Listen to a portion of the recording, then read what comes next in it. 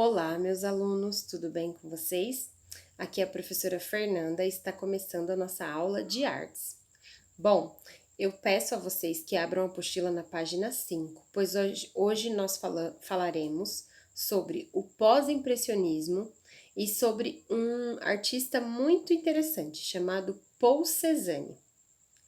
Bom, o Paul Cézanne, ele nasceu na França, certo? E ele pôde estudar na melhor escola da sua cidade, que se chama Aix. Ele começou o curso de direito e mais tarde ele abandonou para se dedicar totalmente à pintura.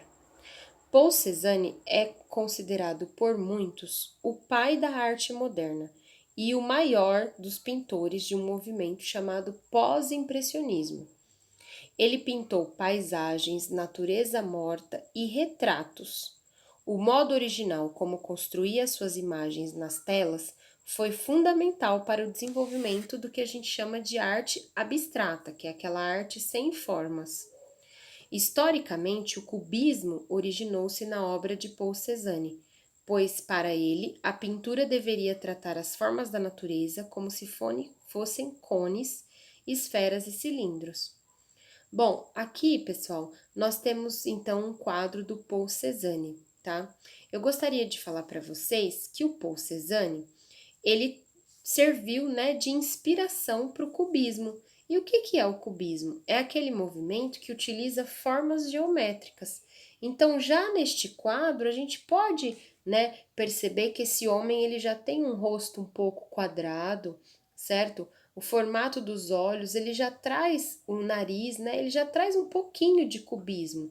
Tem uma janela lá atrás, uma porta, né? Ali a gente já tem formas geométricas mais claras. Percebam que o fundo, ele não é amplo, né? Ele é o fundo que está próximo. Olha lá, parece uma porta bem, né? Parece que esse homem está encostado numa parede e essa parede tem uma porta. Então, tudo isso já é característica, certo? Que vai dar origem futuramente ao cubismo. Natureza morta, gente, para quem não sabe, são paisagens assim, vaso de flor, cesta de frutas, né? São retratos, é diferente de quando eu tenho um rio, por exemplo, um córrego, por isso que se chama natureza morta, tá? Porque é um quadro que ele pega só como se fosse uma fotografia ali, um momento, né? Bom, o que você achou dessa obra em cima?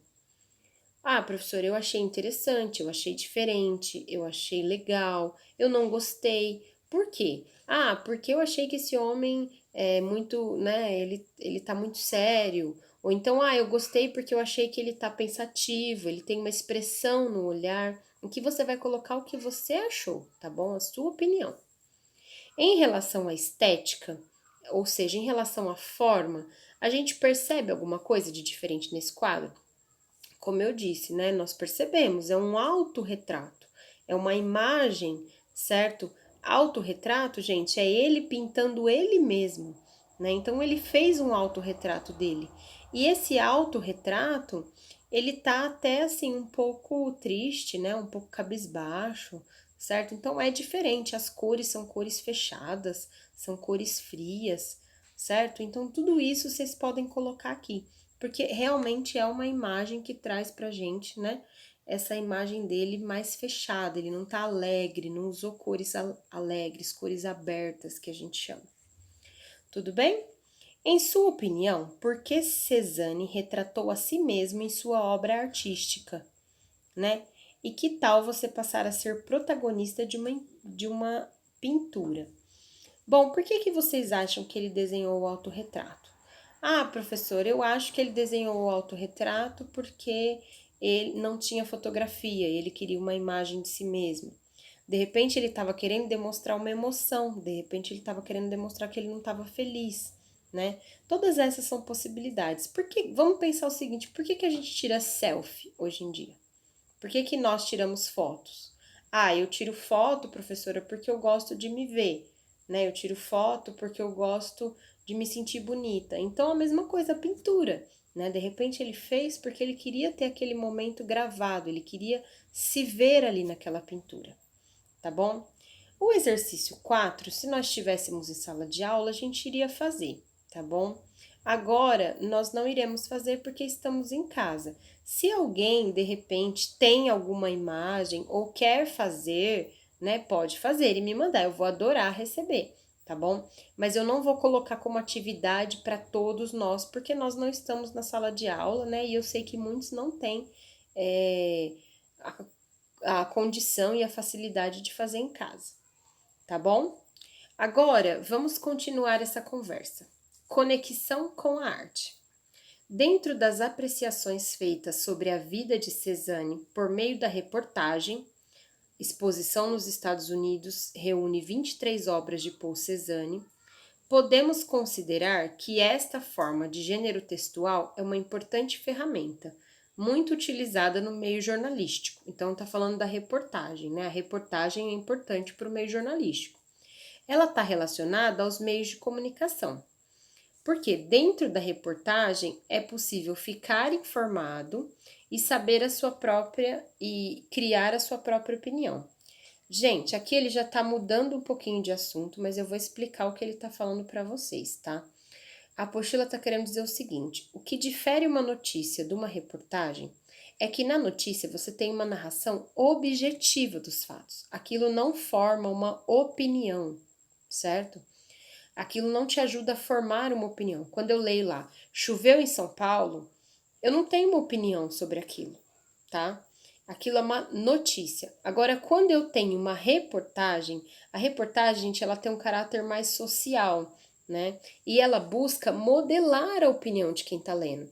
Então, prefeitura deixou de construir o canal de irrigação e aí alagou o bairro de São Paulo. É diferente, certo? Porque tá jogando a culpa em cima da prefeitura. Então, aquilo tá me dando uma opinião, certo? Dando um exemplo bem simples, mas para vocês entenderem.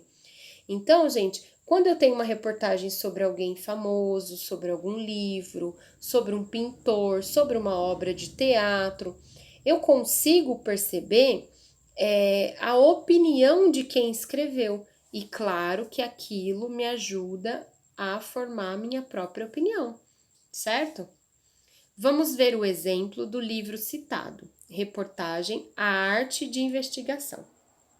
O livro trata o gênero reportagem com o olhar de quem alia a experiência da prática jornalista aos textos acadêmicos. Assim, a obra adquire um conteúdo inovador, com citações a jornalistas, estudiosos, filósofos e até mesmo personagens literários, como Sherlock Holmes, né, aquele famoso detetive da literatura. Com exemplos de como a reportagem pode colaborar com a sociedade, Cissa retoma todo o processo de construção de textos jornalísticos, sem qualquer pretensão. Então, o livro se chama Reportagem, a Arte de Investigação, certo? E aqui está falando que ele é uma referência para os profissionais que estudam a comunicação.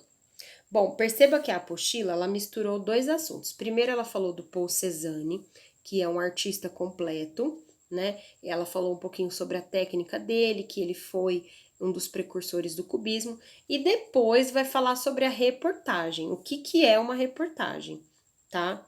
Então, daqui a pouco esses dois assuntos eles vão se conectar, né? Vocês vão, aqui se nós estivéssemos na sala de aula, olha só esse item, saiba mais.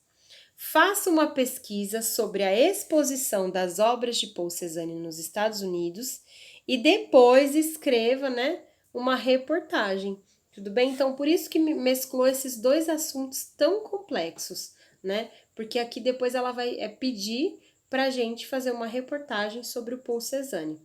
Novamente, como não estamos na sala de aula, as nossas atividades estão um pouco limitadas, certo?